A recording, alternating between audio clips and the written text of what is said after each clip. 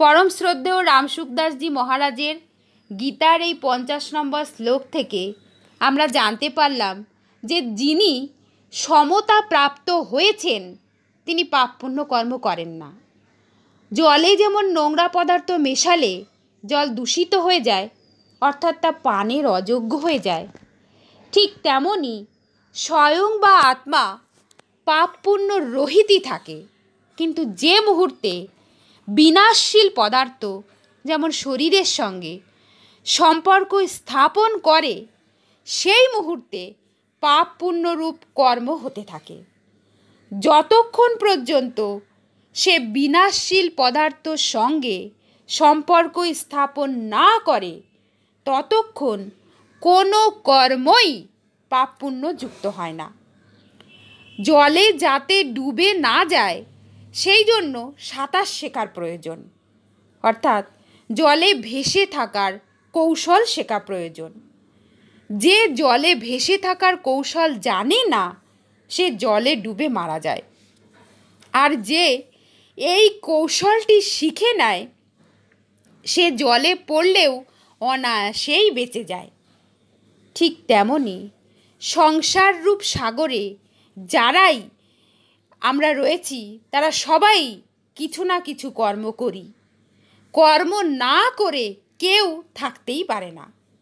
তাই আমাদের কর্ম করার কৌশলটি শিখতে হবে, অর্থাৎ কিভাবে কর্ম করলে পাপ পুণ্য আমাদের স্পর্শ করবে না তা আমাদের শিখতে হবে। তবেই আমরা সংসার বন্ধন থেকে মুক্ত হতে পারব। কর্ম করার কৌশল না জানলে বা না শিখলে আমরা প্রাত্যহিক জীবনে যে কাজই করব তাতেই আমাদের কর্মবন্ধন তৈরি হবে। ঘরের চাবি দিয়ে যেমন ঘর বন্ধ রাখা যায়, আবার সেই চাবি দিয়েই বন্ধ ঘর খোলাও যায়।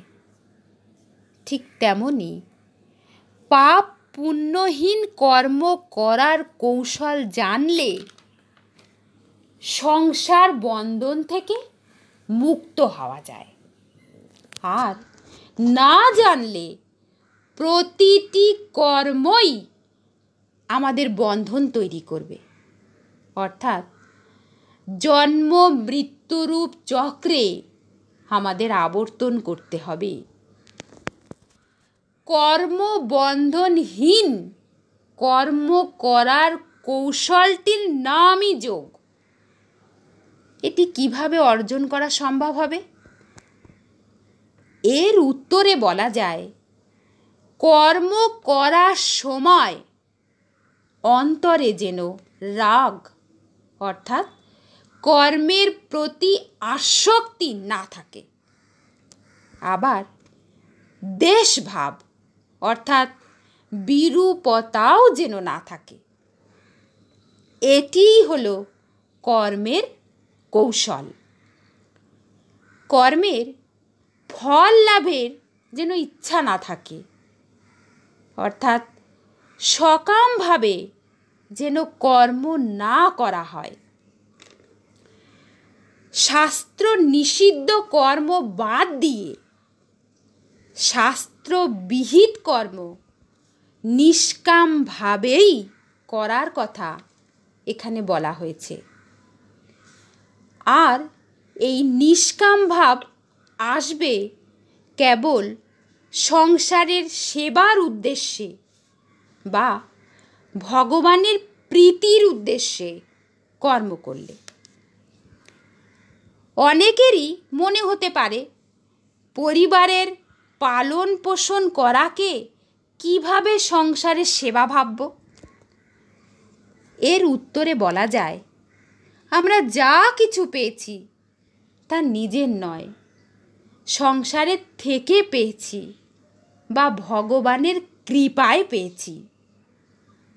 তাই নিজের পরিবার সহ সবই সংসারের বা ভগবানের। তাই তাদের পালন পোষণ করাকে নিজের পরিবার মনে না করে সংসারের সেবা বা ভগবানের সন্তানের পালন পোষণ মনে করা উচিত।